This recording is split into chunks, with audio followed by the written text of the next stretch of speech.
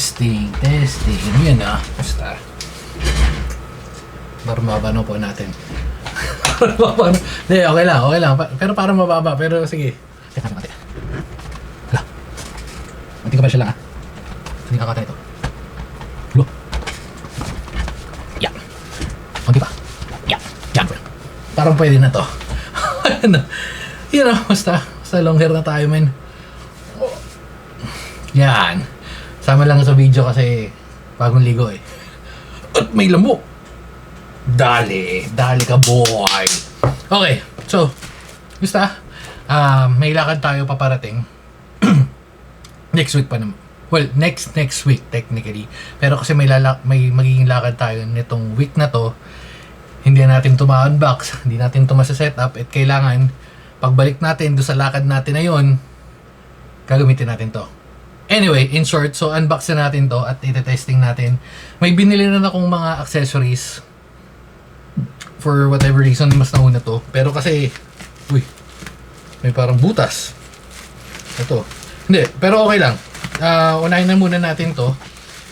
For testing purposes rin kasi. Nakalagay naman dyan yung title. Yan, bumili tayo ng Starlink Mini. Bakit hindi yung Gen 4? Bakit hindi yung latest? Bakit hindi yung mas luma? Yung Gen 4, una-una mas maganda yon kasi mas malakas, but at the same time mas malakas din yung power consumption. And for this one, mini, lesser power consumption, mas mahina ng around 9, siguro 10%, 10-20%. Di ko pa natetesting. Again, malalaman natin. Ano yung plano natin? Plano natin i-roaming proof. Wait lang, baka kasi hindi pwedeng pakita to eh. Okay. Wait, ayun na. Ang plano natin is i-blurred ko na lang to. Ang plano natin is i-roaming profile natin. Again, gagamitin natin sa mga gala-gala natin. Kaya feeling ko okay siyang investment. Dapat matagal ko nang ginawa pero sige, ito. Hindi, wala pa kasing Starlink Mini dati. And saktong-sakto nung nakadiskarte tayo nito, aray ko. And magandang deal ang nakuha natin. So originally, nasa 29 to, di ba? Yung mga i-activate mo pa, bla bla bla. Yan, start. Sakto na, idami na natin. Hindi, dami natin yung mga pegisan natin sa thumbnail. Yan. Okay, so ayun na nga.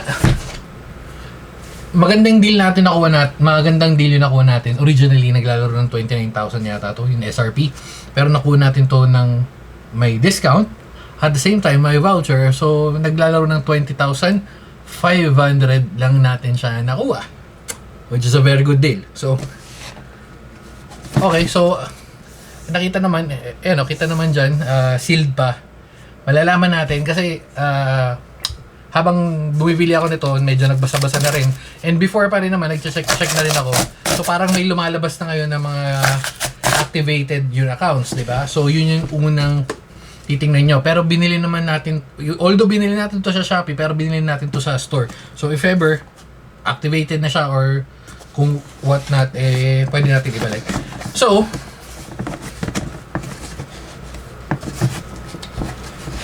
So, paano natin siya bubuksan? Meron pa. So, bubuksan ulit natin to. Yung gilid ulit. Ang dami yung ano Oops. Talagang sealed na sealed. Uy. Work order number.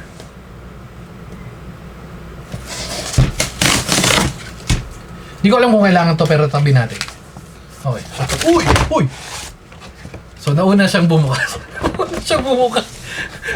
Unang bumukas mga guys. Ayan, nakita niyo naman, bumukas na, oops. Na daplisan lang. Ay, liit lang. Okay. Well, nakikita niyo naman dyan. Boom. Ayan, to. Kung paano i-set up. Ngayon, dito sa area natin, may bubong kasi. So, kailangan natin lumabas ng onte.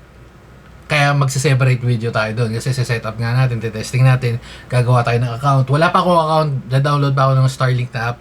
Pero, wait lang, ba't parang may... tingnan nyo ito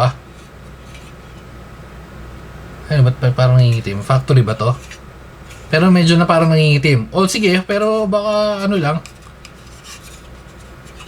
Okay, so ito yung lalagay sa likod, obviously. And ito do yung adapter. May ganito naman pala. Bumili pa ako ng... Hindi, sige, okay lang. May ganito naman pala. So, bumili pa ako ng adapter. Ayun nga, yung 4 na accessories yun. Pagdating nun, isang video na lang natin yung para sabay-sabay. Pero, yan. Okay, and then yung Starlink Mini.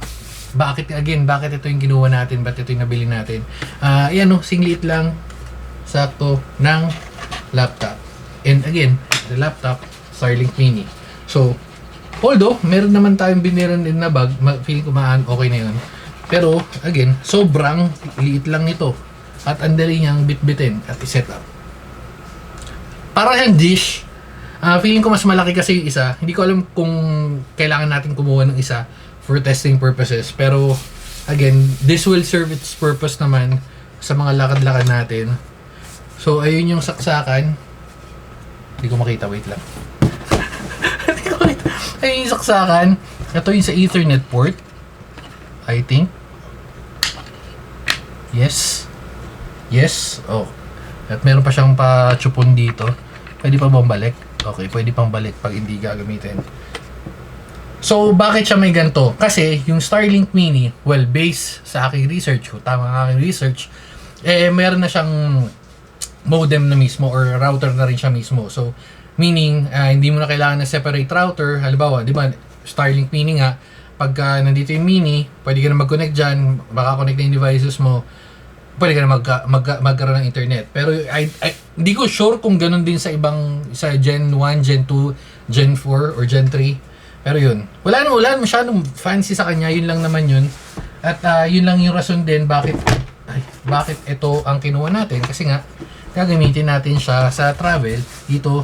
Hindi ko alam kung pwede ito sa ibang bansa, pero sige. So, meron siyang manual at meron siyang power cable. Gano'ng kahaba itong power cable na to? Oh. So, activate na lang din natin siya. Pero baka hindi ko to magamit. Again, baka hindi ko magamit kasi nga ano ba to? Nasaan yung dulo? Yung dulo. Ayun, ito. Ayun o. So, baka hindi ko siya magamit kasi may binili na akong separate dito. Ang mangyari yun, power cable siya at the same time Ethernet cable. Kasi ang plano ko, itong Starlink papunta dun sa GLI net natin dun sa Slate 7. Since Slate 7 naman or yung router na yun, yung portable router naman yun ang gamit natin pag lumalakad. If interested kayo, check nyo na susunod ng mga video, pero malamang parating na yun. Okay, so yun lang. Yun lang naman yung unboxing. Wala nang kakaiba sa kanya. Sa ilalim, wala na ba? Wala na. Just in case interested kayo, wala na. So, kailangan lang natin to set up.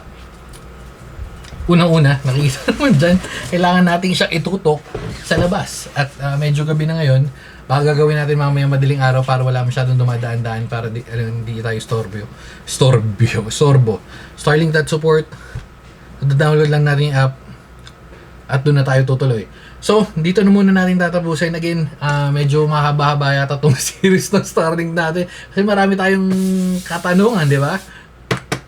Starlink Mini, babay na muna mga guys. Babu.